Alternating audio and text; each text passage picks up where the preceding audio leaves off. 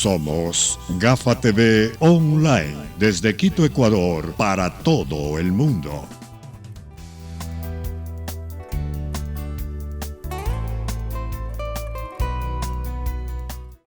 Amigos de Gafa TV Ecuador, tengan ustedes muy buenas tardes. Gracias por estar siempre pendiente de las redes sociales de Gafa TV Ecuador. Desde Quito, Ecuador, estamos como todos los días con la entrevista del día. Esta tarde nos acompaña el señor Andrés Mideros. Él es decano de la Facultad de Economía de la Pontificia Universidad Católica del Ecuador. Vamos a hablar de la economía contaminada por la pandemia y la política. Un tema muy, muy interesante. Vamos, como todos los días, a dar paso a nuestro compañero Fernando García. Fernando, bienvenido, buenas tardes. Gracias, Galo. Buenas tardes a todos los amigos que nos siguen en Ecuador y el mundo a través de la tecnología, a través de Gafa TV Ecuador. Pues nos pueden acompañar, nos pueden compartir sus inquietudes, sus mensajes, sus reflexiones en este tema que a todos nos interesa y a todos nos preocupa, que es la economía y sus alternativas y sus retos de aquí en adelante. Para lo cual hemos invitado cordialmente y agradecemos, por supuesto, al doctor Andrés Mideros. Él es decano de la Facultad de Economía de la Universidad Católica del Ecuador, de la Pontificia Universidad Católica del Ecuador. Andrés, buenas tardes, mucho gusto, gracias por la deferencia para nosotros y para los que nos siguen en todo el mundo. Comencemos hablando de lo que estamos viviendo en este momento. ¿Cuál es el impacto real hasta ahora mismo del COVID en la economía ecuatoriana? Andrés, buenas tardes. Buenas tardes, Fernando, Galo, y un saludo a todas y todos quienes nos siguen. Un gusto y un honor poder compartir con ustedes. El COVID-19 le afecta al Ecuador de manera particular. Hay que tomar en cuenta que ya veníamos en un proceso de desaceleración económica. El crecimiento económico ya se venía reduciendo en el año 2019, ¿verdad? La deuda externa venía aumentándose, se hablaba de la presión fiscal, pero también ya se veía que el empleo empezaba a caer. A diciembre del 2019 tuvimos las tasas más altas de desempleo y de subempleo de los últimos 12 años. La pobreza también venía subiendo después de más de 12 años de permanente reducción de la pobreza. Es decir, el Ecuador ya tenía unas condiciones débiles en términos económicos y en términos de bienestar también. La pobreza multidimensional en el sector rural, por poner un dato, llegaba al 71%. 7 de cada 10 ecuatorianos en el sector rural ya eran pobres multidimensionalmente en diciembre del 2019. Y en ese contexto de bajo crecimiento económico, de baja inversión, tanto pública como privada, porque la inversión pública venía reduciéndose y la privada, y la pública se decidió reducirla por parte de las políticas de gobierno. Entonces, una economía que no crecía, plazas de empleo que se perdían, pobreza y desigualdad que venía aumentando era el escenario con el que cerramos el año anterior. Y en ese escenario llega el COVID-19, que genera una serie de afectaciones que están ahí, que son claras. La primera, sin duda, es todo el tema de la salud. Y ahí hay una prioridad en cuanto a precautelar la vida de las personas y los recursos necesarios para atender una emergencia sanitaria. Y eso ponía presión en los presupuestos públicos. Ese es un primer efecto. Y se habla de que ese impacto en términos económicos, ya monetarios, bordea los 12.000 millones de dólares. Solo por poner un ejemplo, eso es 3 veces el costo de la reconstrucción de Manabí y Esmeraldas después del terremoto de 2016. O sea, 3 veces en términos económicos, monetarios, de recursos que se necesitan. Y ese es el primer efecto. El segundo es la pérdida de empleo. La producción se paraliza. El ministro de Producción decía que el 70% del aparato productivo está paralizado. Es decir, no hay producción, no hay trabajo, no hay ingresos en los hogares, se pierde bienestar también. ¿Y en qué medida? Sí, haciendo estimaciones que hemos hecho desde el Instituto de Investigaciones Económicas de la PUCE, nos da cuenta que ese 70% de paralización de la economía aumenta la pobreza por ingreso, que estaba en 25% en diciembre, a cerca del 60%. Coyunturalmente, mientras estamos en aislamiento, mientras no se puede trabajar, mientras no se puede producir, mientras nos suspenden la jornada laboral o nos la reducen, ¿verdad? Al 60% del Ecuador, sin un ingreso durante el periodo de aislamiento. Luego, previendo una paulatina reactivación económica según las normas de bioseguridad lo permitan, se estima que ese impacto en términos permanentes va a ser un aumento del 25 al 29%, 4 puntos porcentuales. Eso es 1 millón más de personas en situación de pobreza, lo que se esperaría que sea el resultado ya estructural de los efectos económicos del COVID-19. Y ojo, para tener noción de eso, ¿qué es esto de pobreza? Es que una persona tenga menos de $2.60 al día. Y ya habían 4.700.000 ecuatorianos en pobreza en diciembre. Ahora, a finales de año, como efecto estructural de 4.700.000, se esperaría que seamos 5.700.000 ecuatorianos con menos de $2.60 al día. Elemento 1. Elemento 2. Ya el Banco Central del Ecuador ha dicho que la economía, la producción, se va a reducir entre el 7 y el 9%. Dimensionemos eso. La crisis de 1999 fue una reducción del PIB, de la economía, del 4,7%. Es decir, se espera un impacto en la capacidad productiva, en la producción, en el crecimiento económico que sea 2 veces más severa que la crisis del 99. Y en términos de costo, 3 veces más alto que la reconstrucción de Manabí y Esmeraldas después del terremoto. Esa es la dimensión de la crisis, más 1 millón de personas en situación de pobreza adicionales a las que ya había, y la pérdida de por lo menos 350.000 empleos, que dejan el empleo formal, pasan al subempleo. Entonces, esos son los efectos que se están sintiendo ya dentro del aparato productivo. Estamos conversando con Andrés Mireros, él es decano de la Facultad de Economía de la Universidad Católica del Ecuador.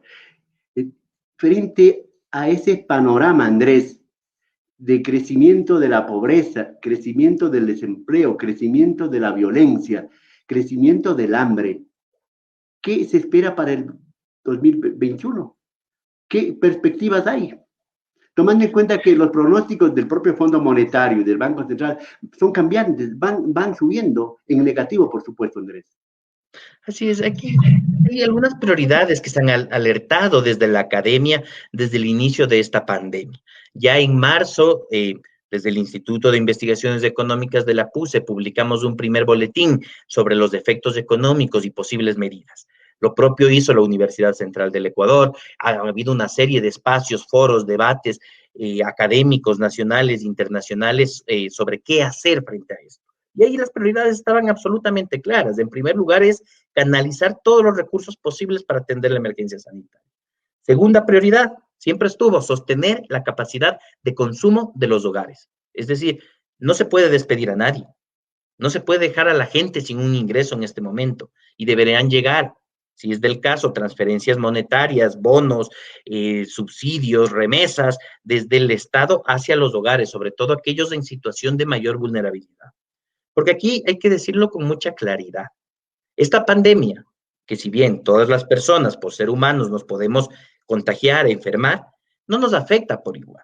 Porque es distinto soportar el aislamiento en una casa más o menos cómoda, con posibilidad de teletrabajo y de conectarse permanentemente, y otra es hacerlo en un hogar hacinado, donde viven 3, 4 personas en una misma habitación, sin poder conectarse, sin poder trabajar y sin poder tener ingreso. Porque eso, en el segundo caso, te lleva a tener que tomar decisiones de me quedo en casa pero no como, o salgo a buscar ingreso y alimento a riesgo de poder contagiarme. Andrés, hay una desigualdad estructural demasiado fuerte. Y entonces, esa es la segunda prioridad, canalizar los recursos hacia los hogares para que puedan sostener sus niveles de consumo. Andrés, pero ¿de dónde saldrían esos recursos? ¿Del Estado de dónde saca esos recursos para estructuralmente atender a la población ecuatoriana? Ahí es cuando se habla que el Ecuador, lamentablemente, dicen los entendidos o algunos entendidos, que el Ecuador no tenía un fondo de ahorro y ahí se le culpa, por ejemplo, a Correa. Sí, voy justamente para allá. Un tercer elemento, he dicho, primero, los recursos al sistema sanitario. Segundo, sostener el consumo de los hogares. Y tercero, es sostener el empleo y la capacidad productiva de las empresas de todo tipo, desde la gran empresa hasta la micro, la pequeña, los actores de la economía popular y solidaria. Y eso requería una serie de subsidios, de transferencias y de crédito directo a estas empresas. Y estas tres cosas es lo que ha hecho el mundo. Y a unos les ha ido mejor, los que han implementado esto, y a otros peor. Y ya hay muchísima literatura sobre eso. En el caso ecuatoriano, se ha dicho que hay una serie de restricciones fiscales, que no hay plata, que no hay recursos. Y en parte es cierto. Pero eso es un problema económico en todo lado. Siempre uno tiene un objetivo y una restricción. Eso pasa en un país, eso pasa en una empresa, en una familia. Siempre hay una serie de necesidades y hay un presupuesto, hay unas restricciones. Lo que está en la mitad es la toma de decisiones. Y en esa toma de decisiones es en donde hay que evaluar. Y efectivamente se tienen una serie de recursos que se podrían utilizar. Se ha hablado mucho del gasto improductivo en el país. Y solo quiero dar algunos datos. Es verdad que existen más de 5.000 millones de dólares al año en subsidios en el Ecuador. Distintos tipos de subsidios, gasolina, diésel, seguridad social, subsidios sociales, subsidio agrícola que es chiquitito, pero todo eso suma cerca de 5.000 millones. Luego tiene usted alrededor de 6.700 millones, 6.700 millones en algo que se llama gasto tributario. ¿Qué es el gasto tributario? Son los impuestos que decidimos no cobrar, deducciones, exenciones, incentivos tributarios u otro tipo de beneficios. De estos 6.700 millones, cerca de 2.800 millones, fíjese usted, corresponden a subsidios al impuesto a la renta de sociedades, de empresas, de grandes empresas, que no se les cobra el impuesto a la renta como debería ser. Ahí hay 2.800 que son parte de 6.700. Después, la Comisión Económica para América Latina y el Caribe, CEPAL, estima que en el Ecuador hay cerca de 4.000 millones de evasión y elusión fiscal. Gente que no paga sus impuestos, como esto de importarse un vehículo abusando de un beneficio tributario para personas con discapacidad. Eso, por ejemplo, es gasto tributario y además es evasión y ilusión. Todo esto, si usted suma, le he dicho 5.000, 6.700, 4.000 millones, nos da, solo sumando eso, 15.700 millones. Ahí está la plata. Ahí están los recursos. Yo estoy de acuerdo en que hay una serie de gastos que hace el país, que son estos, el gasto tributario, que es la evasión y la elusión fiscal, que es los impuestos que las empresas sobre todo, pero también algunas personas no pagan, que es lo que permitiría contar con los recursos necesarios para poder atender una emergencia de estas. Andrés, en todo caso, no es novedoso pues que haya evasión tributaria, de que muchos empresarios no paguen, eso como que se viene arrastrando históricamente en el país. Y este gobierno obviamente tampoco ha hecho nada. Pero yo decía también el asunto, porque es transversal, siempre se le culpa al gobierno anterior de haber malgastado, de haber corrompido los recursos que tuvo el Ecuador en un momento determinado bastante abundantes. Mira, eso es cultural. Lamentablemente, echarle la culpa al otro es algo que es una falla cultural, digamos, que tenemos. Hay que asumir las cosas. ¿Que hay corrupción en el Ecuador? Lo hay desde 1830 que se funda la República y desde antes, en épocas de la independencia y de la colonia, ¿verdad? Echar todos los males a otro periodo, a otra administración, es querer lavarse las manos y eso a mí me parece absolutamente irresponsable. El país tiene una serie de beneficios históricos hacia los grupos económicos. En 1914, por ejemplo, la ley moratoria. A los bancos privados les permitía emitir recursos sin necesidad de respaldo legal. La securitización de la deuda que hicieron Osvaldo Hurtado y León Febres Cordero. Eso finalmente fue el Estado que, como decimos coloquialmente, le dio pagando la deuda a las empresas. El salvataje bancario de 1999. O sea, esa serie de beneficios del Estado hacia grupos económicos sin evaluación, porque no sabemos qué resultado en términos sociales eso nos ha dado, ha hecho una serie de recursos que se desperdician, que en este momento vemos, tenemos que ser mucho más eficientes al poder decidir frente a eso. La corrupción es un mal que tenemos en la sociedad. Para corregirlo no es echando la culpa al otro, el corrupto es del otro. No, tenemos un problema social e institucional. Las personas que son cabeza, que lideran las instituciones, tienen la responsabilidad política y técnica de dar soluciones a estos problemas. En todo caso, el gobierno del licenciado Lenín Moreno, que en principio triunfó en las elecciones con el proyecto de Alianza País y de la Revolución Ciudadana, y luego se unió con los partidarios que estaban con la ASO y con otros sectores. ¿Qué no hizo y por qué no hizo? Ahí sí hay que preguntarles a ellos, todo lo demás es de lucubrar en cuanto a lo que se hizo y lo que no. Lo que vemos ahorita con claridad es que desde la política económica se han implementado una serie de recortes que nos traen más problemas que beneficios. Se planteó una agenda de austeridad en función del acuerdo con el Fondo Monetario Internacional.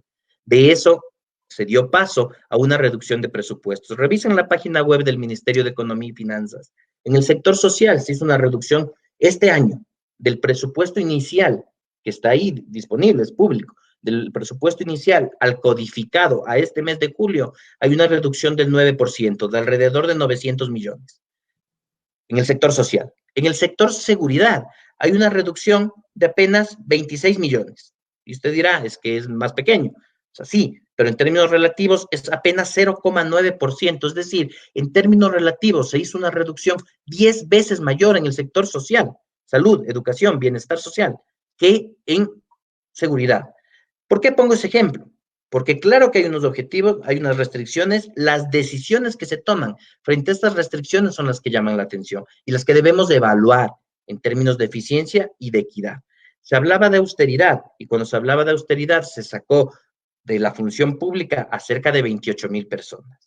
Y lo conversábamos hace un momento fuera de cámaras. No hay un estudio que nos diga que debían salir esos funcionarios o que esos procesos eran ineficientes, que ahí estaba el Estado obeso que hay que reducir. No hay ningún estudio. Fue sin beneficio de inventario, reduzcan el 10%. Y se sacó 28,000 personas al desempleo. 28,000 hogares finalmente, que en este momento no pueden afrontar esta pandemia adecuadamente. Pero mientras se tomaba esa decisión, por el otro lado, se tomaba decisiones, por ejemplo, de seguir pagando puntualmente todos los flujos de deuda externa. Entonces, se tomaba la decisión de reducir el presupuesto de salud, pero no reducir el de seguridad. Entonces, esa serie de decisiones que se van tomando en la mitad son justamente las que llaman la atención. Se tomó una decisión en mayo de 2018, ¿verdad? De una ley que daba un incentivo tributario de no pagar impuesto a la renta por 8, 10 o hasta 20 años a nuevas inversiones. Pero al mismo tiempo se planteaba la reducción del subsidio a la gasolina en octubre. Entonces, esa serie de decisiones es lo que en economía política nos permite ver cómo se está redistribuyendo la riqueza. Y el sentimiento que queda en la ciudadanía es que se lo ha hecho de manera injusta. A eso habrá que agregar el asunto de la revisión tributaria, ¿verdad? Que se hizo y que se habla de algunos miles de millones que no se cobró, ¿verdad? Hay otra cosa. El gobierno, con dos leyes, como la ley humanitaria, ¿cierto? Y el otro, la ley de ordenamiento de las finanzas públicas, ha querido corregir los efectos de la pandemia y todo eso. ¿Para qué ha servido esa ley o para qué sirve en realidad? Lamentablemente, la evaluación que hemos hecho es que no apoyan. La primera ley que se llama de asistencia humanitaria no genera recursos. Y lo primero que necesitan, hemos dicho 3 prioridades: recursos al sistema de salud, segundo, recursos a los hogares y tercero, recursos al aparato productivo. Hacia allá hay que canalizar los recursos. Esta ley no lleva recursos a ningún lado porque ni siquiera los genera. Lo único que establece la llamada ley de asistencia humanitaria es, entre comillas, la libre negociación entre trabajadores y empleadores, ¿verdad? El problema de las relaciones laborales, porque esta ley tiene un dogma, lamentablemente, de que el acuerdo entre privados siempre es justo. Pero en las relaciones laborales se sabe que no es justo, porque no tenemos el mismo poder de negociación. El empleador, quien va a contratar, que puede contratar a 100 personas, ¿verdad? Que el empleado que requiere un trabajo, las relaciones de poder totalmente desiguales, pues, ¿no? Exactamente. Y si no hay igualdad en la relación de poder, no hay igualdad en el poder de negociación, porque uno termina aceptando cualquier cosa por necesidad.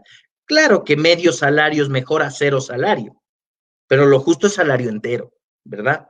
Entonces, bajo la figura de esa libre negociación, lo que se hace es la precarización laboral, que la gente trabaje por menos ingreso. Eso se llama precarizar y explotar a los trabajadores.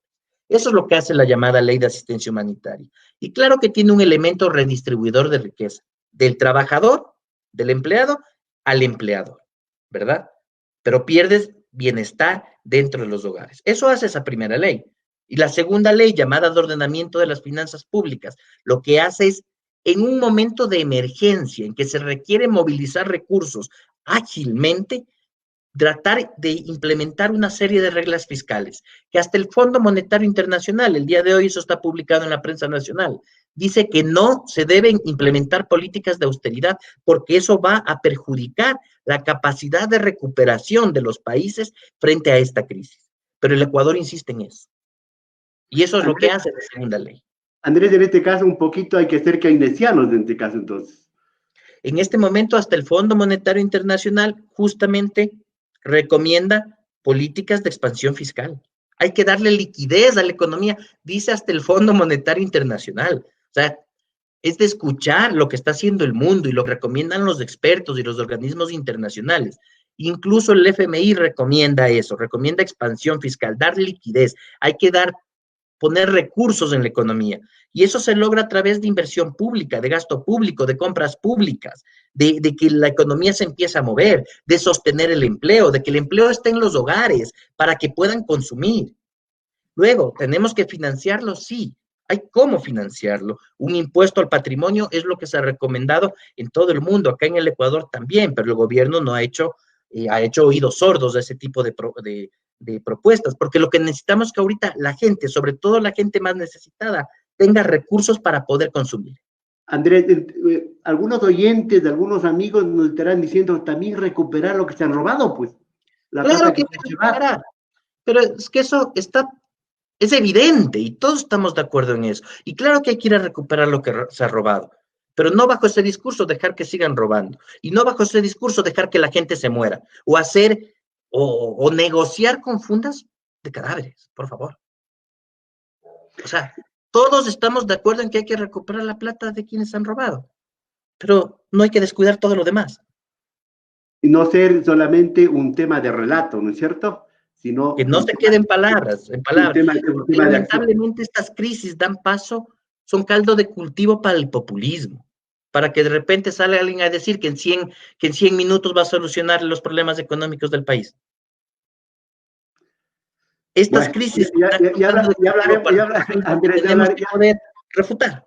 Ya hablaremos de ese reloj político especial del señor Lasso, ¿verdad? Ya vamos a hablar. En todo caso, ahora, la semana pasada se habló mucho y se alegró mucho el gobierno sobre todo y los sectores productivos respecto al reperfilamiento de la deuda externa. ¿En cuánto ayuda, en cuánto beneficia y cuál es la expectativa en este campo? Ayuda, creo que ese es un primer mensaje. Claro que ayuda, es importante porque da un alivio. Ya no hay que pagar mañana, hay que pagar pasado mañana. Entonces tenemos 24 horas de aire para poder respirar más tranquilos. Entonces sí ayuda. Lo de 24 horas es simplemente por comparar, ¿verdad? Son un par de años, ¿sí? Pero depende de qué hacemos frente a eso. Porque la deuda igual la vamos a tener que pagar, sigue ahí, solo que nos da un alivio en este momento. Entonces, los recursos que tenemos, que se liberan, porque ya no hay que pagar la deuda en este momento, tienen que ser invertidos para poder pagar la deuda mañana, ¿verdad? Si uno se endeuda para hacer una fiesta, no hay retorno.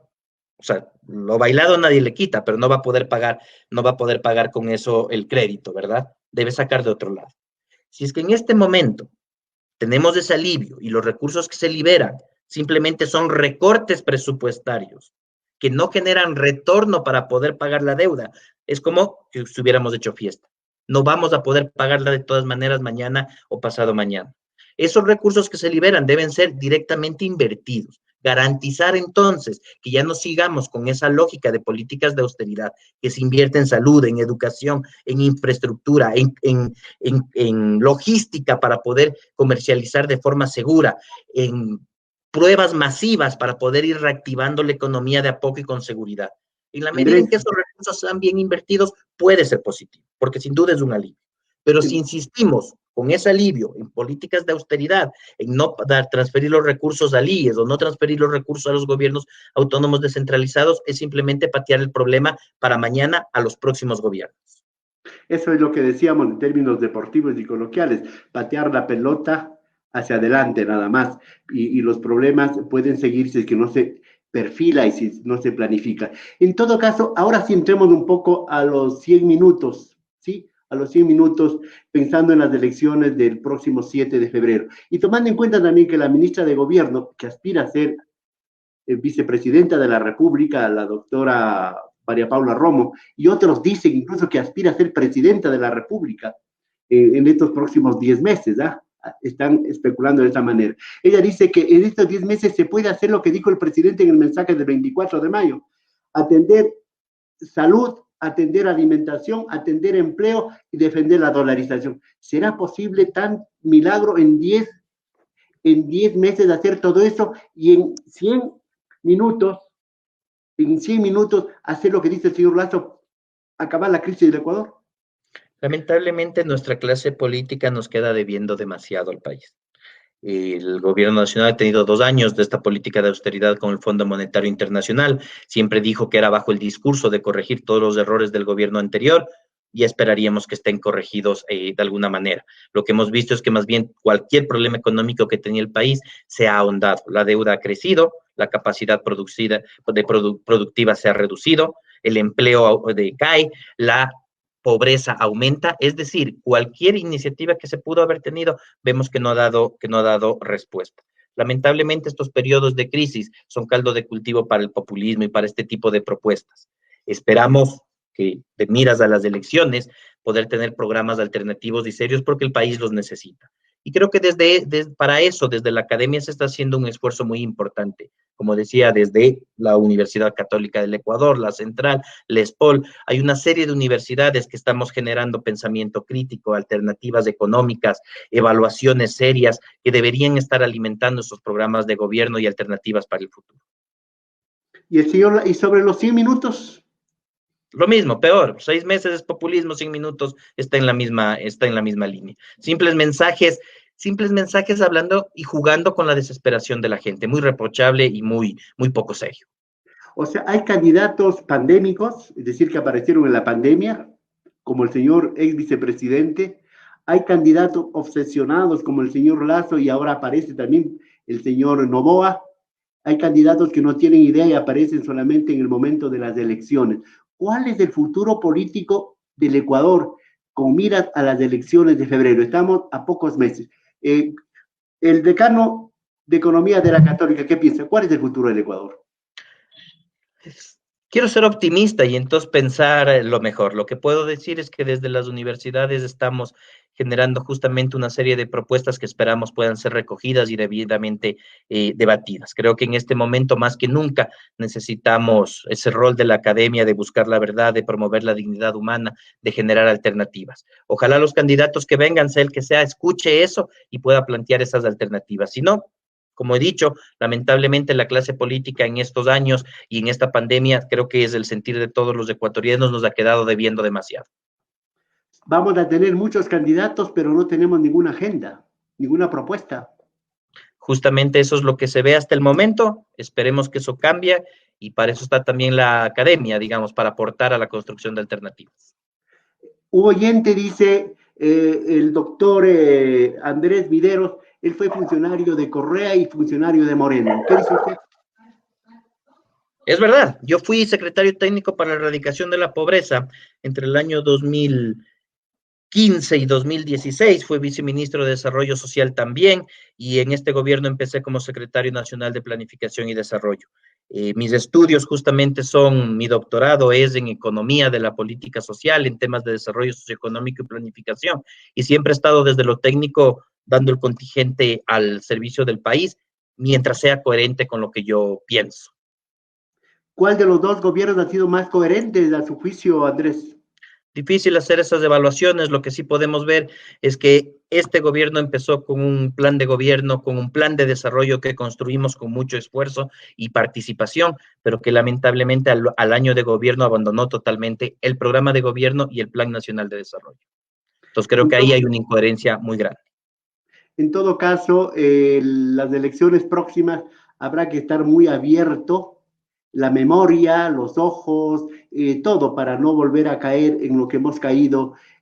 Yo diría, desde el retorno a la democracia, desde 1979, cuando retornamos a la democracia, y después se nos apareció hace poco una ruptura que está gobernando el país.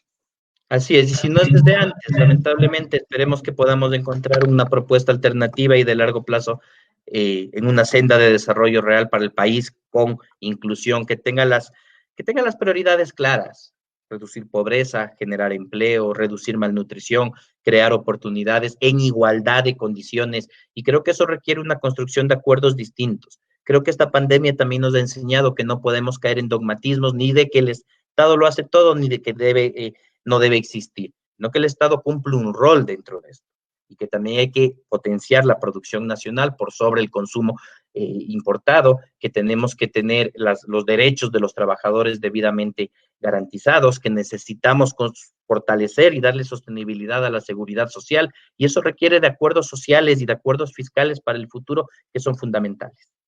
En todo caso, para terminar, yo diría que los que gobiernan ahora, no sé si alguna vez fueron 25, los 25 de la ruptura, porque ahora no creo que llegan a 5, lamentablemente. Estamos gobernados por un grupito que se creen intelectuales y talentosos. Ojalá eso pudiera servir para mejorar el país. Andrés, muchas gracias, muy amable por el tiempo y por las reflexiones emitidas en este programa de GAFA TV Ecuador para Ecuador y el mundo. Muy amable, mucho gusto, Andrés. Muchísimas gracias, una buena tarde a todas y todos. Gracias, señoras y señores. Hasta aquí el diálogo de hoy. Volveremos el día de mañana para seguir hablando de lo importante, de lo que nos gusta, de lo que nos interesa y nos preocupa. Hasta pronto.